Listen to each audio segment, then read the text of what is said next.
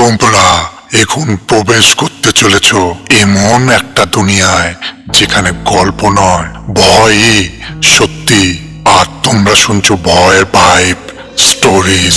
এই গল্পটা দেখার জন্য না, শুধু শোনার জন্য। কারণ কিছু গল্প চোখে নয়, ভেতরে ঢুকে যায়।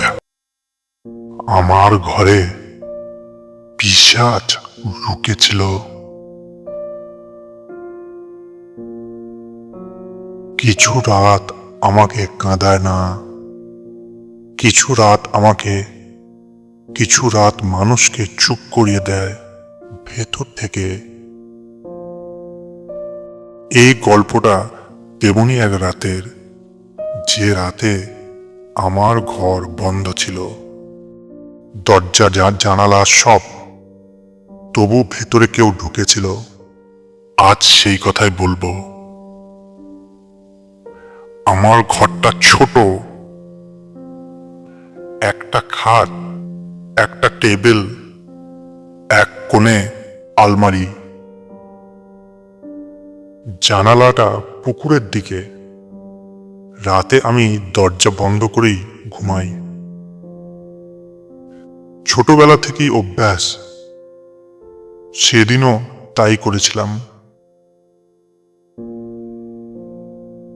রাত তখন প্রায় 12টা। বাড়ির সবাই ঘুমোচ্ছে, বাইরে খুব নীরব। আমি শুয়ে মোবাইল দেখছিলাম, তারপর লাইট নিভিয়ে শুয়ে পড়ি। সব স্বাভাবিক ছিল। কিছুক্ষণ পর হঠাৎ ঘুম ভেঙে গেল।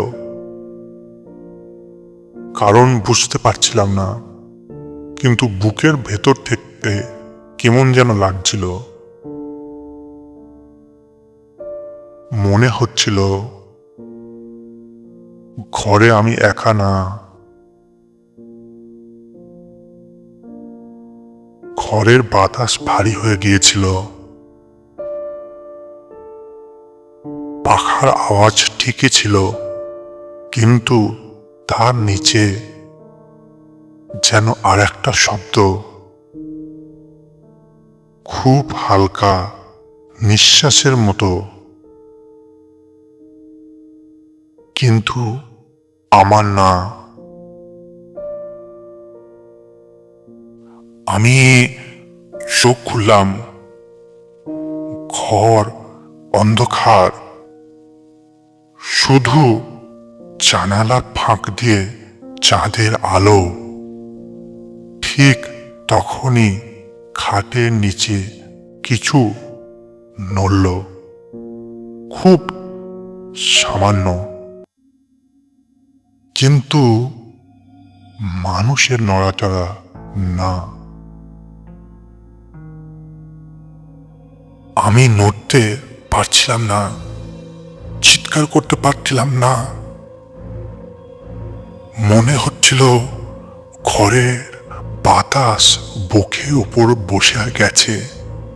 আর তখনই ঘরের কোণে থাকা আয়নার দিকে চোখ গেল।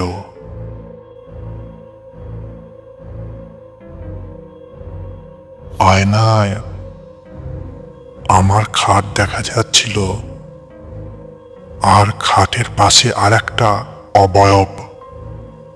লম্বা না, খুব পেটে না, কিন্তু ফুল আকৃতির। মাথাটা অস্বাভাবিকভাবে ঝুঁকে। ঘরের মেঝেতে খট খট শব্দ। মনে হচ্ছিল কেউ হেঁটে আসছে, নখ দিয়ে মেঝে ছুঁয়ে। কিন্তু পা না। শব্দটা খাটের কাছে থামল। হঠাৎ একটা গন্ধ পেলাম, পচা ভেজা মাটি আর লোহার মতো। ঘরের বাতাস ঠান্ডা হয়ে গেল।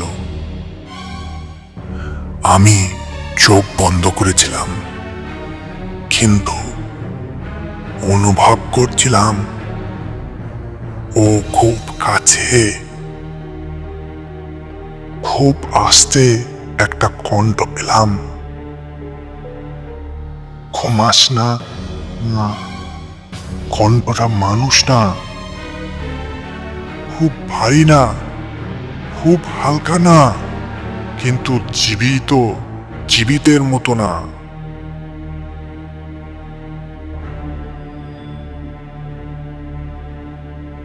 হঠাৎ দূরে কোথাও মোরগ ডাকলো।